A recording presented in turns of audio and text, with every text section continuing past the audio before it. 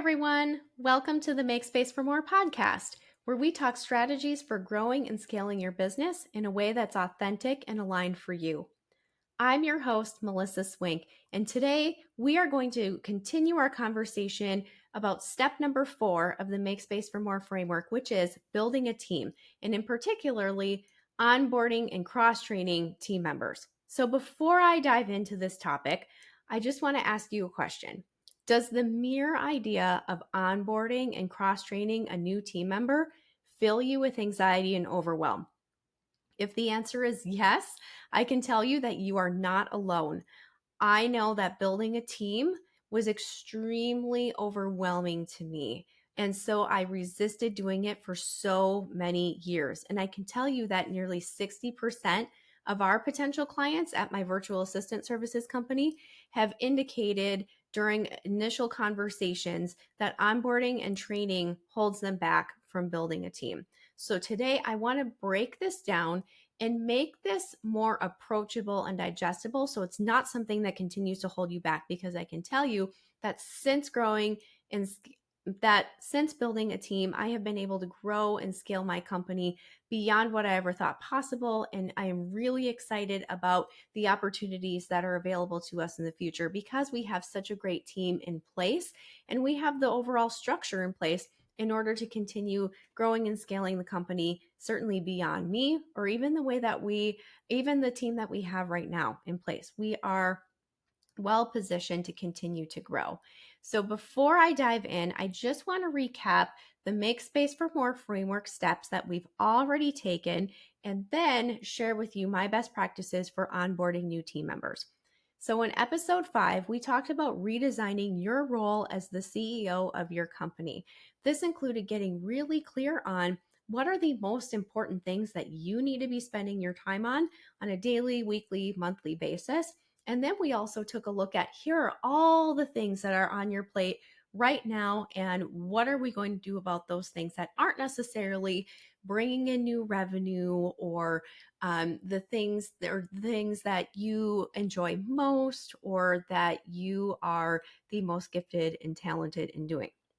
In episode number 6, we talked about decluttering things that are no longer aligned in your company. So this might look like products or services that you're just no longer excited about, or maybe you find that they are very tedious to deliver or create. Maybe they're just not profitable. Maybe there are particular clients or team members that just are no longer a fit for where you're ultimately headed as a company. Or maybe there are groups that you've been a part of and they're just not the right fit for you anymore. Just taking a look at what are some things that we just need to step away from so that we can create the space to grow and scale our companies. In step number 7, we talked about simplifying and automating some of the repeatable processes in our businesses. And we cover this first before we talk about team, because no matter who is doing manual work, we don't want to be spending any unnecessarily time, energy as possible in our repeatable processes in our business, because it's just not good use of that time or your money. Whether it be you doing those tasks or paying someone else to do those tasks, we want them to be as efficient as possible. And that's why we talk about that before we dive into building a team. So once we covered those key areas, we dove into building a team. So in episode 8, we talked about what type of return on investment you might be able to expect from hiring team members, and also started to brainstorm, what do we hire first based on our needs and what we need to take off of our plate. In episode 9, we covered best practices for hiring a team. Where do we find good people? How do we have conversations that help us understand how we might be able to work with this person or this company, depending on what you're hiring for? So in today's episode, I'm going to be sharing my best practices for onboarding new team members.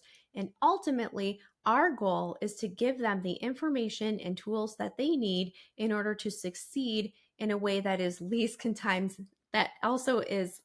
consuming for you. We want them to be successful and give them those tools, but we also don't want you spending hours and hours and hours of time every week with your already full schedule. That is not the way that we want to handle this. All of that being said, before we dive in, just want to remind you, I am not an HR professional. I'm not an attorney. And so these are some of the tools and tips and tricks and tactics that have worked for me with growing my virtual assistant team. But I also want to encourage you to have conversations with, legal professionals or even accountants, just to make sure that you have the right things in place based on your business, your industry, and the area that you live in.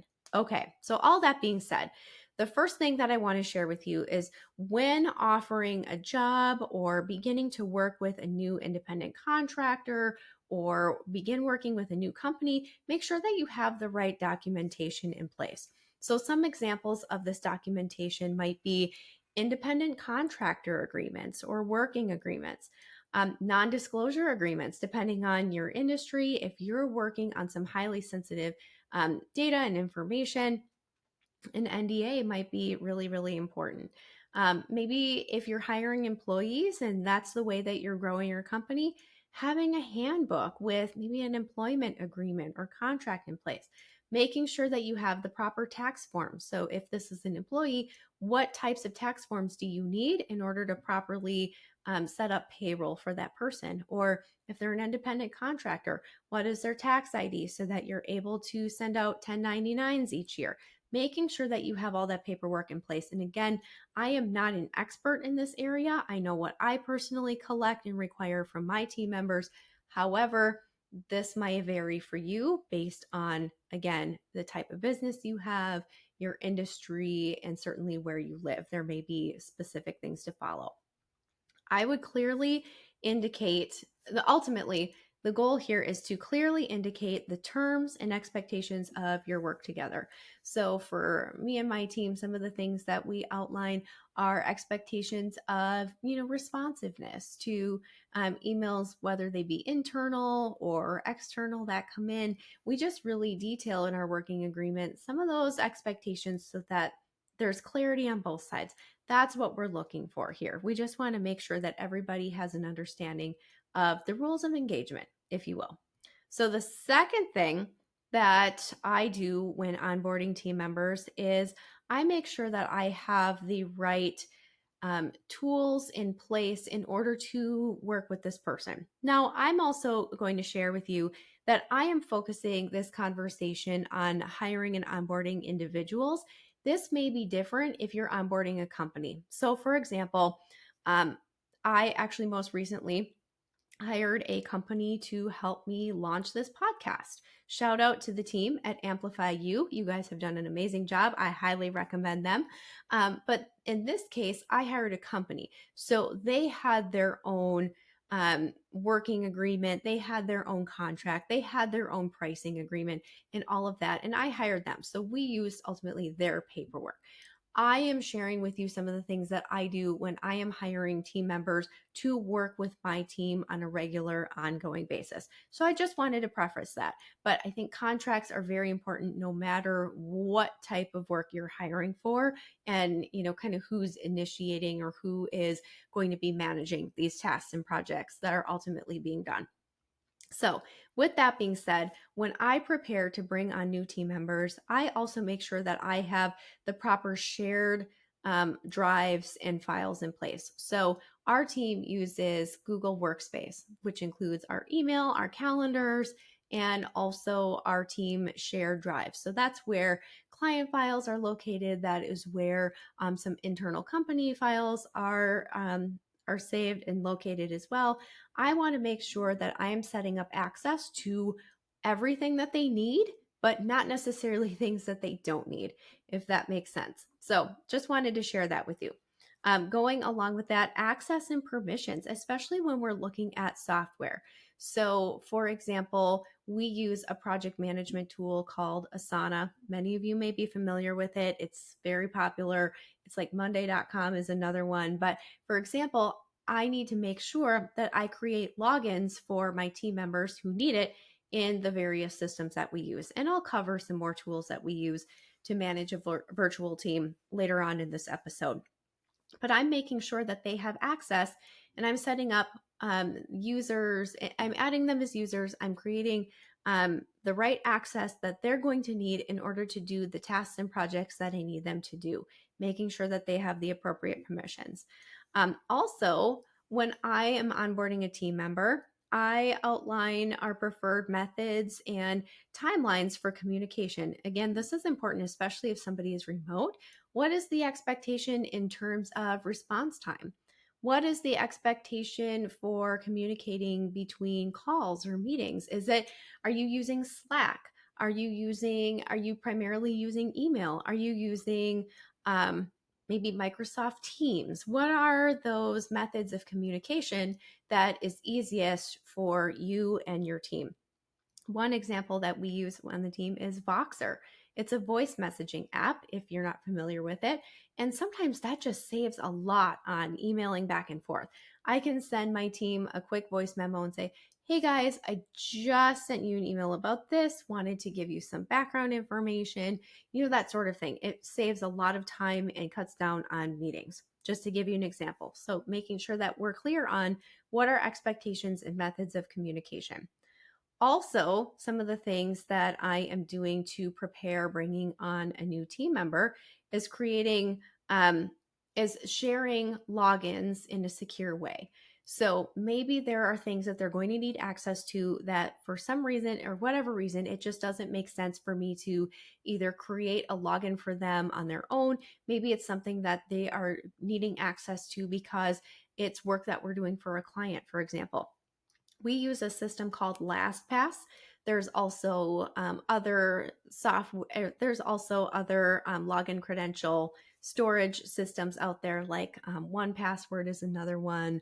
I think Dashlane is another one, just to give you some examples. But I am also inviting them to our LastPass team so that I'm able to securely share logins. And just without getting into the technical side of things, what that does is we can securely store not only company logins, usernames and passwords, also client usernames and passwords in a way that does not reveal that information to the team member. So there's basically a browser extension that automatically fills in that information without the team member seeing what that information is. That just helps keep that sensitive information private, if you will. So these are some of the things that we're doing in order to bring in a new team member to work with us. And the third thing is that we have our team members go through an orientation. So I want to share a little story with you here. I work with a business coach, and I was sharing with her that we were starting to really build a team. We were onboarding a lot of people every month, and I felt like I was having the same conversations over and over and over. And so I had decided, because I love to overcomplicate things, and I know many of you probably do too, I thought that I needed to create a course, an online course for incoming team members. I'm going to record all this information one time, and then every new team member who's coming on will go through that information, and I don't have to repeat myself. Great plan, right? But then my business coach said to me, I don't think you need to really create a course for this. I think that you can either leverage documents that exist already, or maybe create some frequently asked questions documents, record some videos, some training videos, or some introductory videos of you, again, going through these things one time. But then why not just create a spreadsheet template where we have check boxes to indicate the person has viewed that information, and then a link to that information. Where is that video stored? Where is that document stored? And then any notes or questions that they had on it when they were reviewing it. You guys, that was so much easier than me thinking that I needed to build a course. So then, of course, if I was to build a formal course, I would have to look for software, and then we'd have to set it up. This was so much easier, so much faster. In fact, other team members were able to help create some of these training videos. I didn't even have to do it all myself. Some people were willing to help with giving an overview of how our project management system is organized. Some were willing to create video overviews of here's how our shared drive is organized. Here's how we organize a client's file. for example, things like that. It was so much easier just to have these things in one place and then be able to make copies of that spreadsheet checklist for each new team member coming in. So again, some of the things that we include on our team orientation are maybe documents that they need to read, like frequently asked questions, for example, maybe some brief software trainings in terms of this is how we use this system at Melissa Swink & Co. It's not a general overview on how they use this software. Most software companies have those types of trainings available should somebody need them. So this was very tailored to us. Also just indicating where to find different pieces of information within our filing system, etc. Once we have a team member go through all those steps, we have a live onboarding call where we can go through any specific questions that they had on the trainings. But then we're also setting up opportunities for team members to shadow others on calls. So maybe this is a virtual assistant coming in. We're going to have them shadow other virtual assistant calls with their clients just so they can see how they are working successfully with their clients. What kinds of questions are they asking during check-in calls and things like that? It's just helpful to sit in, and there's always so much to be learned by shadowing other people. We are also meeting with our team members regularly. So maybe every week in the beginning, and then at least once a month, having a one-on-one either with me or one of the senior VAs on our team. But we make sure that we're communicating with them regularly and having open conversations. What's going well for you right now? What are you still unsure about? Or what's something that is unclear, or maybe something that's frustrating to you? What do you want more of in your work with our company? What do you want less of? Do you have some ideas for how we can work together more efficiently? Having regular conversations is huge, and we have them more frequently in the beginning just to make sure that we are getting our work together up and running successfully. So just to give you some ideas in terms of what our team orientation looks like. Another thing that I want to share with you are some tools that we use to manage our virtual team. Depending on the work that you're doing and the type of business that you have, some of these might be beneficial for you as well. So as I mentioned, we use a project management tool called Asana. You may have your own that you're doing, and this just spells out very clearly what are each person's responsibilities. And those are organized maybe by client, maybe those are organized through different internal tasks and projects, like maybe it's marketing related, maybe it's operations related or management related. But we have everything organized in a system so that we can clearly see what are the responsibilities assigned to this person, what is the timeline that those need to be completed by, or maybe what are the routines or the repeatable tasks that they're doing on a regular basis. Are they being completed, and are they being completed on time? It's a really easy tool for us to use to get a snapshot of what everybody's doing. Maybe what is their capacity? What do they have on their plate currently? There's a lot of different things that we can do with this system. As I also mentioned, we personally use Google Workspace for our team. I know Microsoft has great solutions as well. There's other ones out there, but having the email and the shared drives and the calendars and some communication tools in one spot really help us to be able to communicate effectively. Zoom is another one that we use. I know there's Google Meet as well. There's Microsoft Teams, but this is the way that we're able to meet with our team members on a regular basis, face to face in real time. LastPass is another one that I mentioned today. That is the system that we use to store secure logins in a way that we're able to grant access to what somebody needs access to without giving them the actual login credentials. And then that way we're able to also revoke that access at any given point in time. So if they are no longer working on a particular project or client's account, we can remove them from that folder. Or maybe for some reason things just we weren't a fit and they did not work with us long term, we can just revoke any access that they had without having to go through the hoops of changing passwords or having that concern that there was secure information that this person has taken with them after they've concluded the work that we were doing together. Another couple of tools that we use sometimes, Dropbox is another one for cloud file sharing. I would say the bulk of what we do is in Google Workspace, just because files, electronic files and sharing is included in that fee that we pay every month. But some clients use Dropbox, and we certainly use Dropbox with our clients as well. Lastly, one of the things that we are using in terms of keeping track of time spent with different clients' projects or internal projects is Clockify. Our team members are able to either run a timer on their desktop and indicate, like, here's what I'm working on, and hit go, and then just automatically tally their time each day. Or maybe they do manual entries, like maybe it's one of our bookkeeper team members, and they say, reconciled so and so's QuickBooks online transactions for the month of April, and then they put 45 minutes or something like that.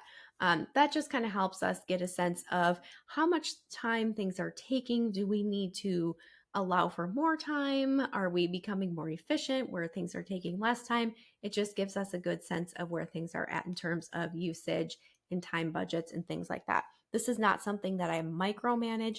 It's something that I use to make decisions or answer questions as needed. Okay, lastly, with all of the training and onboarding, I just want to share with you a story that I know that I have mentioned on other podcast episodes, but I call this a tale of two coaches. So when you think about cross training new team members coming in, I just want you to think about it from this perspective. So as I have mentioned before, the first time that I worked with team members or got help from other people in running my business was in 2014, when I was about to go on maternity leave. And that whole summer leading up to my time off that fall, I spent hours and hours creating a manual of all of the repeatable tasks and things that I was doing for my company and for my clients, so that other people could perform them for me during my time off. This was the suggestion of the business coach that I had during that time. And I mean old school Word documents with step number 1, log into this system, click here, go there. Like, tedious, you guys. It took me so much time. I hated doing it. And so fast forward to 2018, when I was completely at capacity and on the verge of burnout and overwhelm in my company, the business coach that I was working with at that time said to me, the only way for you to continue growing and scaling your agency is to hire a team. And she said, what is your first step in order to get that done? And I started saying, oh, well, I need to create a manual of all the things. And she stopped me in my tracks. She said, no, you don't. What you need to do is you need to hire people who know how to do these types of tasks, have them watch you do them, create a standard operating procedure, have them document the steps to do the task as you're explaining it to them and doing the task yourself. Have them send that to you so that you can review it, maybe make any corrections, and then let them take that task over from there. You guys, it was a game changer. And I can tell you that even now, when we are cross-training team members, or I am offloading more to my executive assistant, I often use a system called Loom, Loom. I believe that I've shared it on this podcast before. It's not expensive. There's a free version. I think I pay $10 a month for the premium version. And I create videos of basically me performing tasks on my computer with voiceover, so that I'm able to easily send those tasks over to team members to take over. I am also using this to share feedback, where maybe my graphic designer has designed some graphics for maybe some promotions that we have coming up, and I would like a few revisions. I will record a screen share video with my feedback for her, and then she's able to take that and make those revisions and those tweaks to whatever she's created. It saves me so much time. But I want you to remember, hire somebody who does have the skill set that sets them up for success, makes them more likely to hit the ground running and be able to take over these tasks and projects for you. And also find ways to efficiently hand that off, where you're not spending hours and hours of your own time trying to train somebody from the ground up. You guys, thank you so much for hanging in there with me during this episode. This is the hardest part of building a team, but I hope that I have given you some tools and strategies to demystify this and simplify this and actually help get you excited about the possibility of getting help from a team, because I can tell you it is a game changer, not only for the growth of your business, but also your sanity. And it drastically reduces the amount of time doing manual work in your business. So, if you found this information helpful, I highly encourage you to subscribe, follow this podcast so that you can continue receiving strategies every week to make space for more in your business and grow your business beyond you. Thank you so much for joining me, and I'll see you in the next episode. Thank you for tuning in to another episode of Make Space for More. We know these insights are valuable, and we hope you are inspired to keep growing your business beyond you. Remember, growth is a journey and you don't have to go it alone.